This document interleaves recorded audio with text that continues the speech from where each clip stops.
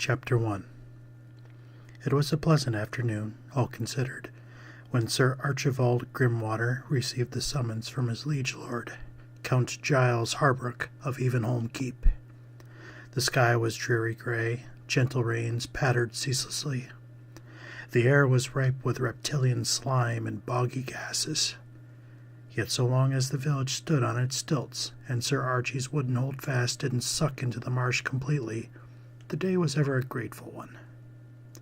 He perused the letter numerous times, reading between the torrent of honorifics.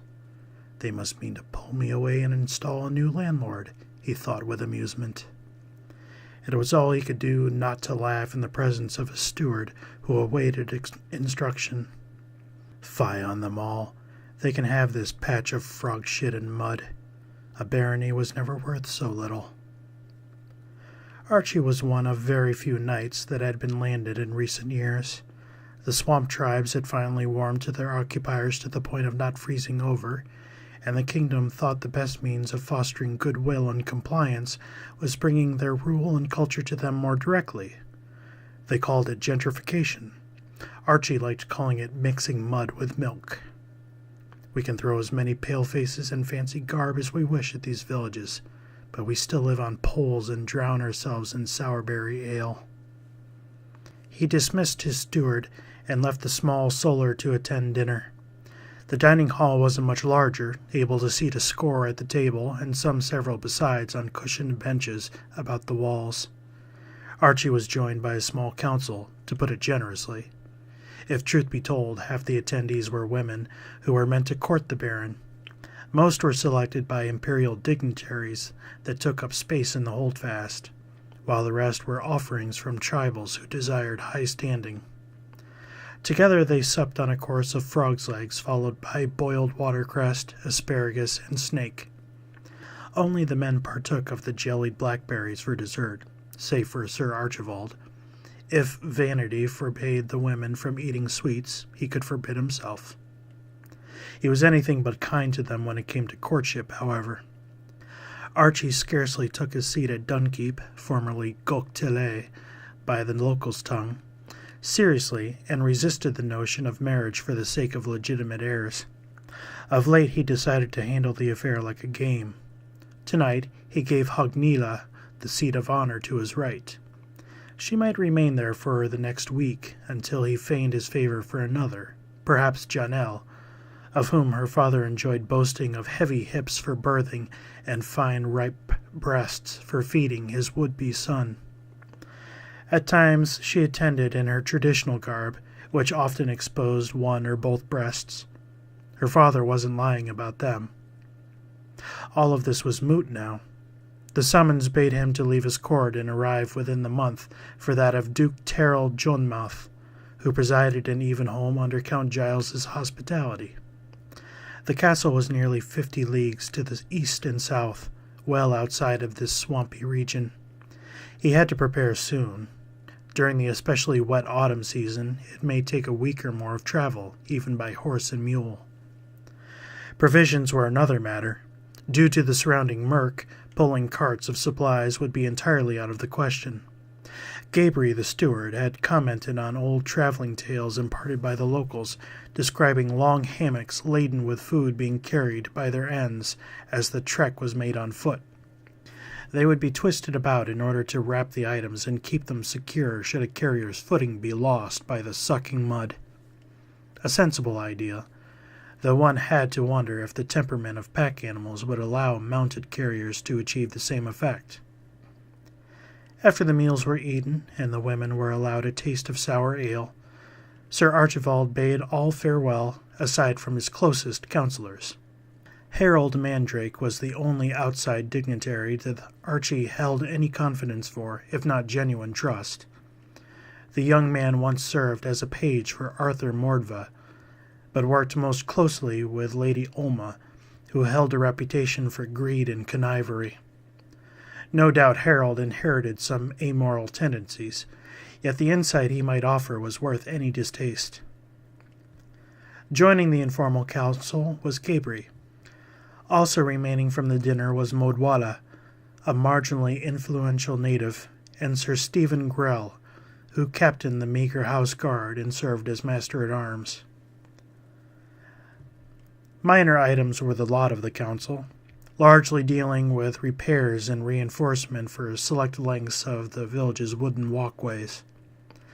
Stilts were ever being produced to replace the old, rotting ones, and the quota was appropriate for the season. Sir Stephen offhandedly mentioned the prospect of introducing rice as a staple crop to the region, though Modwala resisted the notion. The Ipskali people were proud foragers and fishermen. Aside from disliking the concept of farming, introducing new foods and customs in general was an affront to their tradition. They didn't much care for the concept of subjugation either, Archie thought. A generation from now and they might feel more lightly about their traditions. It also seemed that Sir Stephen had taken the natives' dismissal clumsily, as he welcomed an argument on the matter of arms and combat. As Master of Arms, he was charged with training recruits and keeping idle guards sharp in their skills. The Ipskali, still outnumbering the pale-skinned occupiers, did not serve for recruits. Any semblance of combat training came from their hunting, which involved nets and small tridents. One would think they could be adaptable spearmen. Grell wouldn't have it, bull-headed as he was.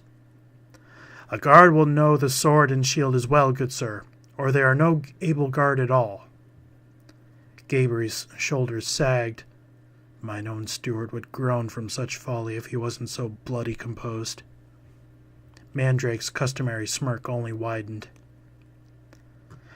"Gentlemen," Archie finally broke in, "I don't presume to know what is proper or superior in arms, but there must be some resolution.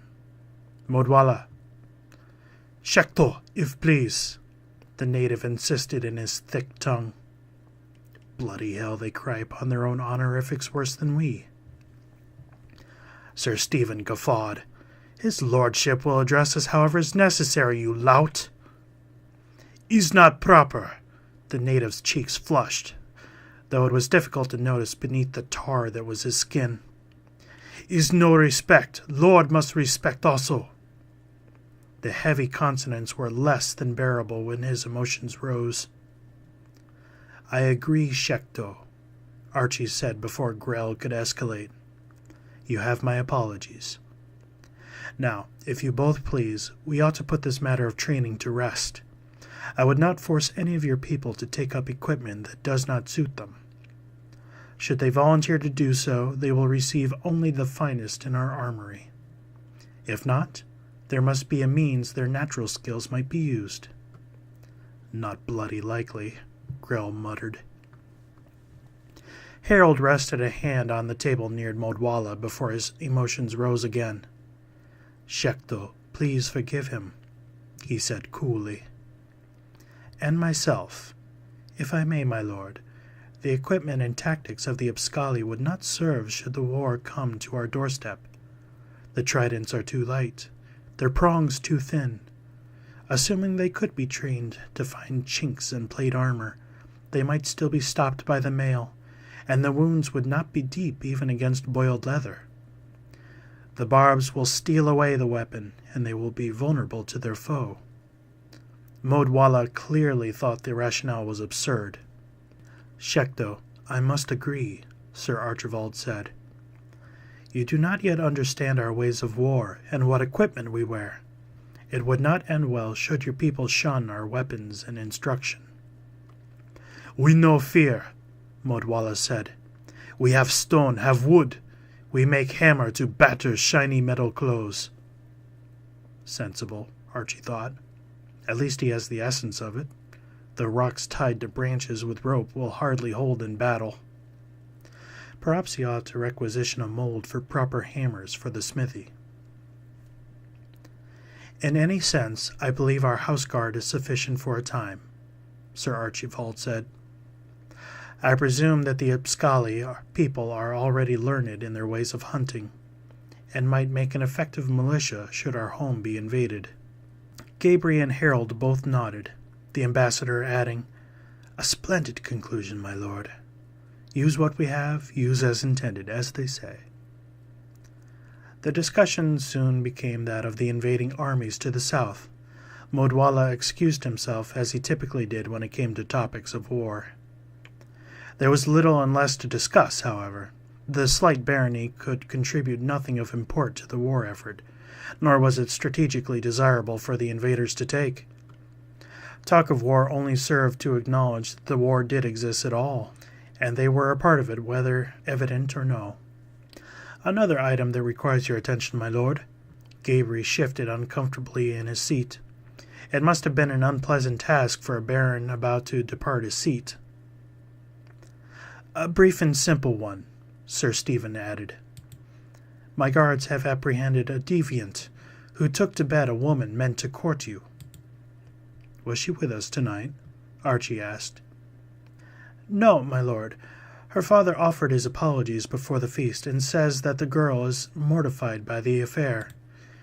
He fears that she is no longer fit for your lordship now that she is no longer a maiden." Archie chortled. "Mortified, you say?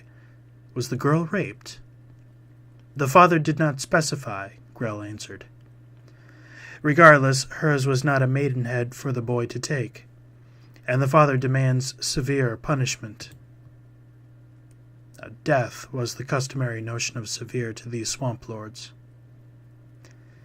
"Very well, but we'll do it our way. Round up 5 of your men and put a rifle in their hands for a firing squad." He nodded to Sir Stephen. "Pardon, my lord, but that won't do." Gabriel seemed genuinely concerned about the order. "Tradition runs hard in these tribes. Gunpowder would be a terrifying method to them. We must hold to their own means." Archie winced. "By blade, then," he offered. "I won't abide their method. It risks inhumanity, and the boy only acted as boys do." He pictured a heavier variant of their hunting trident being tossed at the boy. Inaccuracy could mean a slow death, or multiple throws. The crime didn't beg for suffering. "Well enough," Harold answered. Gabriel nodded, inclined to agree. "On the morrow, then, the boy will lose his head." He rued the notion. In a short time Archibald would join the war effort and be parted from his seat, and now he must dispense justice for a laughable crime. And worse, a lord must swing the sword himself or risk undue criticism. "My longsword may not be heavy enough for a single clean stroke," he worried. "We must have a great sword tucked away somewhere." It was custom that Archie patronized the ramshackle medicine hut at the village commons, though only because it doubled as a tavern. Tonight he saw the privacy of his solar, sipping at a goblet of red wine imported from Burgundy Isle to the west and north. It was a more temperate climate, outside of the many leagues of rainforest near the forgotten colonies. Bugger it all, but I could stand some less dreadful climate. He also much preferred a simpler life. A knight was a warrior of the faith, sworn to many and more vows than one ought to remember. A landed knight was given a barony, a simple title that glorified a plethora of seats.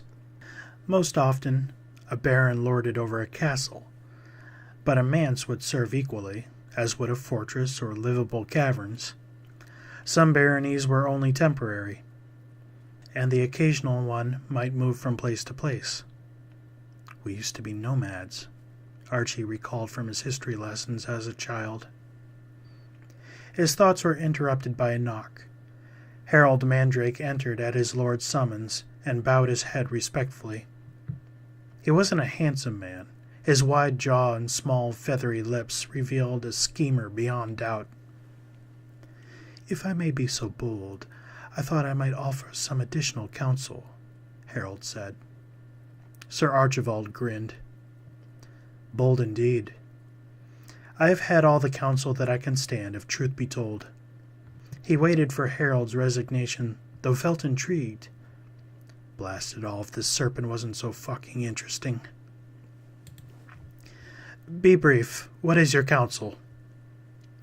Mandrake nodded, smiling quite pleasantly. "The matter of the boy's death." He dies on the morrow, and I will not have his people's clumsy savagery upon the whole mess, he insisted with a firm jaw. A marvelous compromise, my lord, but if I may, the boy is no harm to anyone left to his own devices. With capable guidance, however. The roguish dignitary nearly winked. Jerome, one of the guards, he says he spars with the boy for sport, and with some coaxing he admitted to being trounced a number of times. The bastard is swift, Jerome says, and awfully dexterous. All very helpful for someone as good as dead, Archie added glumly. Harold raised his eyebrows and a finger. But if it wasn't so... The question was laughable. Even Harold seemed surprised by his suggestion. Treat him as a common thief, and merely take his right hand instead. A stolen maidenhead is a rather benign thievery. Am I to enrage my subjects by acting on wordplay? A reasonable consideration, Archie said listlessly. Yet a just lord wouldn't deign to slight his faithful citizens. All aside, this lad's dexterity might be diminished from losing his right hand. Harold cupped his hands together, his cringing features feigned defeat. The point does not escape me, my lord. You must be correct, he said humbly. That foul smirk remained beneath his crinkling nose. Jerome will miss his sparring partner, methinks. He enjoyed how unpredictable the lad's talent was, fighting so off-handedly. Mandrake's inkling was not lost on Archie. The Baron bade him farewell just the same, curtly, though with all due pleasantries. A young man's life should not be as important as the loyalty of many others. What is a life worth, after all? He thought. It was a duality, however. It occurred to Archie that a man could be a king or a beggar, and one might possibly precede the other, if only for the whims of circumstance.